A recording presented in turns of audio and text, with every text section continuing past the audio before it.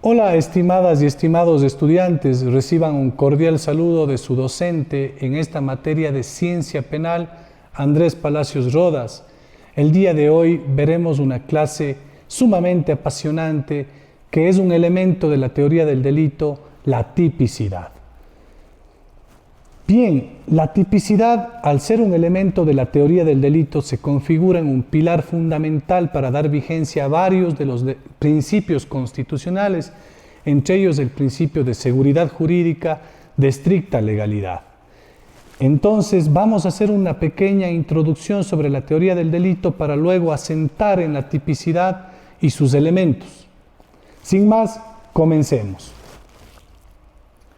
Bien, la tipicidad no es sino aquella descripción que se hace de la conducta delictiva en el Código Orgánico Integral Penal, en la ley penal.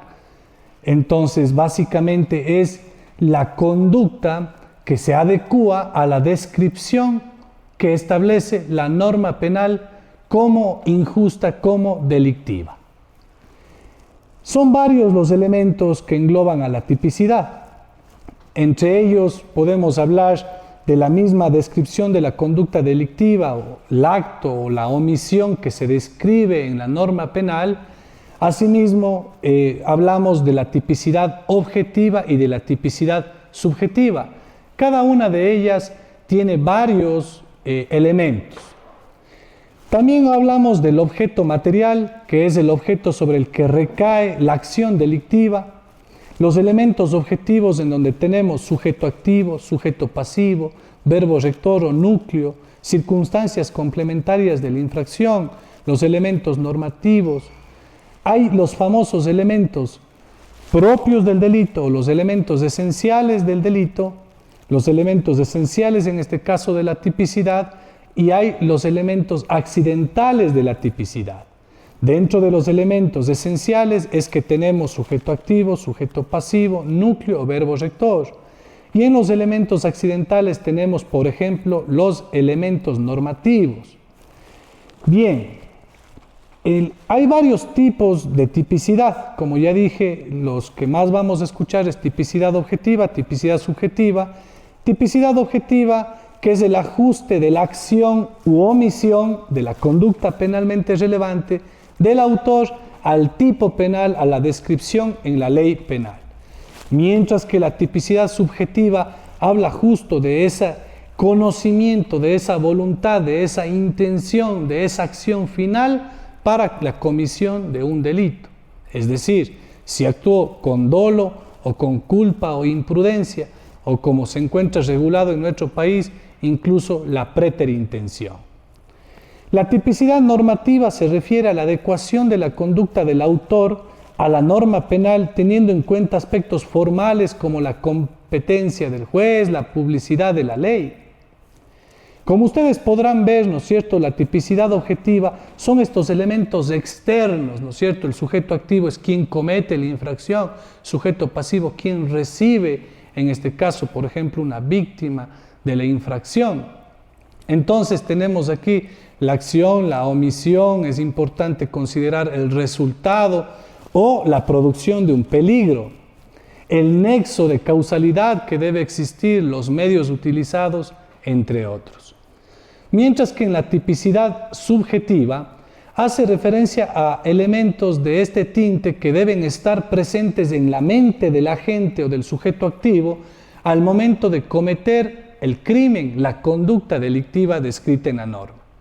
Estos elementos pueden incluir, actualmente con la reforma que existe en nuestro Código Orgánico Integral Penal sobre el dolo, el elemento cognitivo y el elemento volitivo, es decir, el conocimiento de la ilicitud y la voluntad de dirigir un curso causal hacia la descripción de los elementos objetivos típicos. Entonces, entre ellos tenemos varios elementos de la tipicidad objetiva y de la tipicidad subjetiva.